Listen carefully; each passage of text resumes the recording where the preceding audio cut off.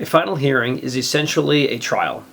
Whether you are the petitioner or the respondent in an injunction, the final hearing is your one chance to present the evidence to the judge for him or her to consider in deciding whether or not a final order of injunction should be granted in your case. In the final injunction hearing, the judge will hear witnesses, they will hear testimony, they will consider physical evidence, text messages, emails, recordings, videotapes, whatever you have to present to make your case, whether you're the petitioner or the respondent, and at the end the judge will make a decision. In injunction cases, there are no juries. The judge is the jury, and he or she will make the decision on your case. So when you walk into the courtroom for your final hearing, the judge will identify both parties. They will ask them both to stand up, be sworn in by the clerk. The judge will ask the petitioner if he or she wants to move forward with the case. If the petitioner says, "No, judge, I've reconsidered, I don't want to go forward with it," the case is done and the judge should dismiss the injunction.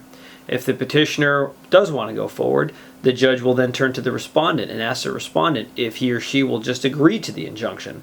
If the respondent just agrees to the injunction, something I recommend you should never do in most cases, but if they do agree to the final injunction, the judge will simply enter the final order of injunction with the parameters agreed to by the party or as he or she sees fit, and the case is over.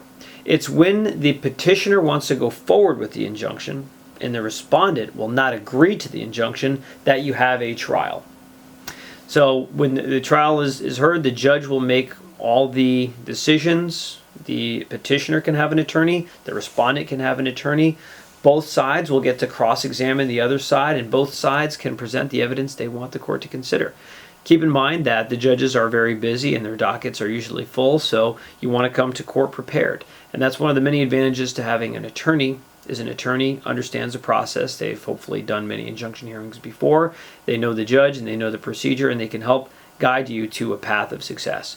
If you have any questions on how to conduct your final hearing, or if you want to run the case by us, just give us a call and we'd be happy to give you our opinion on how we think your case may end up.